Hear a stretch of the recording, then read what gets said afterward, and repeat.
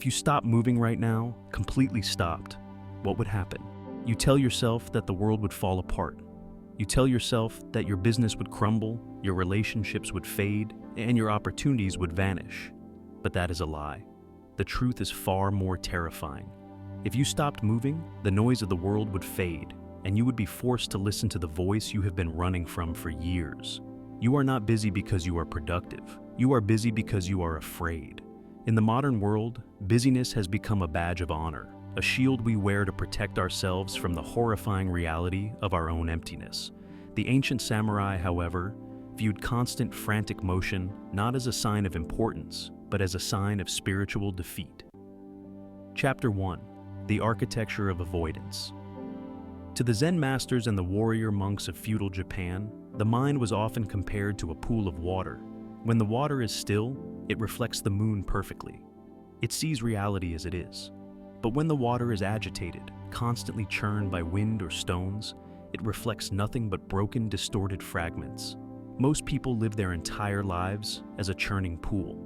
They fill every spare second with a podcast, a text message, a scroll through social media, or a task that does not actually need to be done. They are terrified of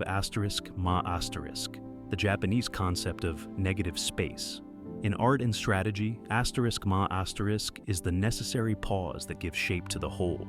In life, is the silence where the soul speaks. Consider the life of a man named Marcus. Marcus was the definition of a high achiever. He was a project manager who prided himself on his grind.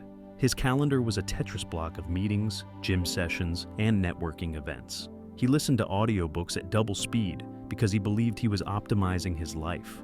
He told everyone he was building an empire. In reality, he was building a fortress against introspection.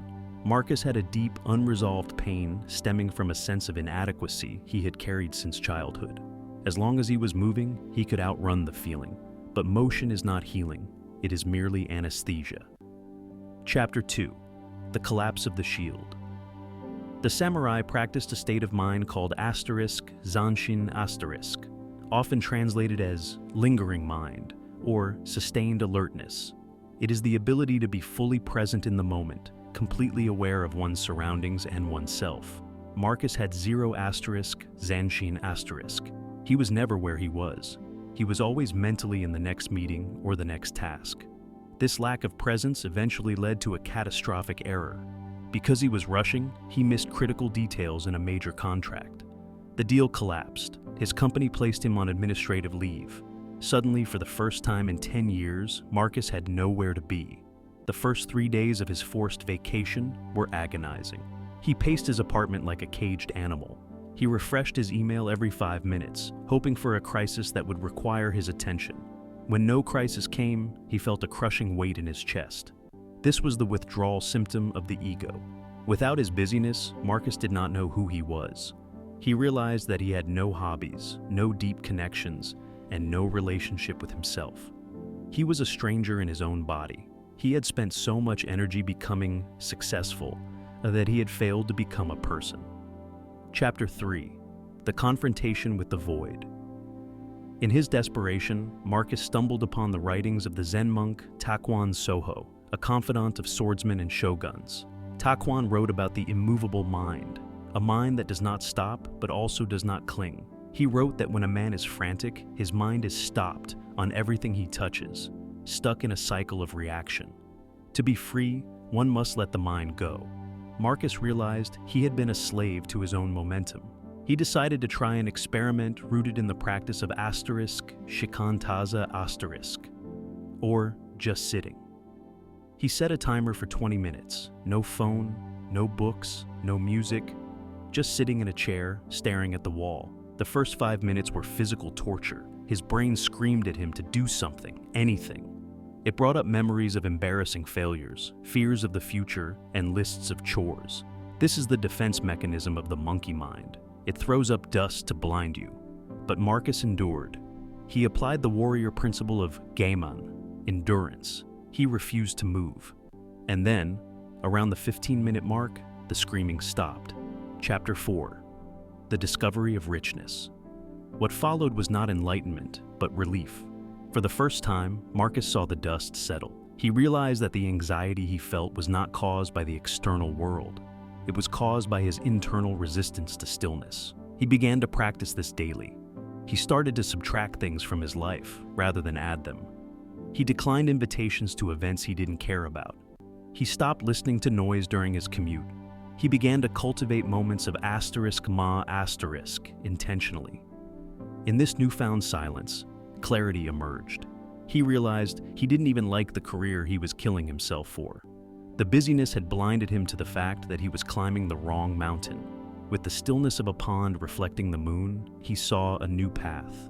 He began to write, a passion he had buried decades ago under the guise of being practical. He found that when he worked now, he worked with ichigyo zamai, full concentration on one thing. He did less, but he achieved more, because his actions were no longer reactive spasms, but calculated strikes. Chapter 5. The Temple of Silence. Miyamoto Musashi spent the end of his life in a cave, not because he had nothing to do, but because he had everything to understand. He knew that the ultimate mastery is self-mastery, and you cannot master a stranger. If you are always running from yourself, you will remain a stranger to your own potential. Busyness is the refuge of the lazy mind, the mind that is too lazy to do the hard work of sitting with its own demons. You must look at your schedule today and ask yourself a dangerous question. What am I trying to avoid? Are you working late because you are ambitious, or because you don't want to go home to an empty house? Are you constantly socializing because you are friendly, or because you are terrified of your own thoughts? The samurai warrior cleans his sword not just to maintain the steel, but to center his spirit. You must clean your time. Stop glorifying your exhaustion. It is not a sign of virtue. It is a sign of lack of control. Reclaim your right to silence. Build a temple of stillness in your day, even if it is only 10 minutes. Sit there. Listen to the noise in your head until it runs out of breath. Then, and only then, will you hear the truth. The world will wait, but your life is passing by. Stop running, stand still, and meet the person you truly are.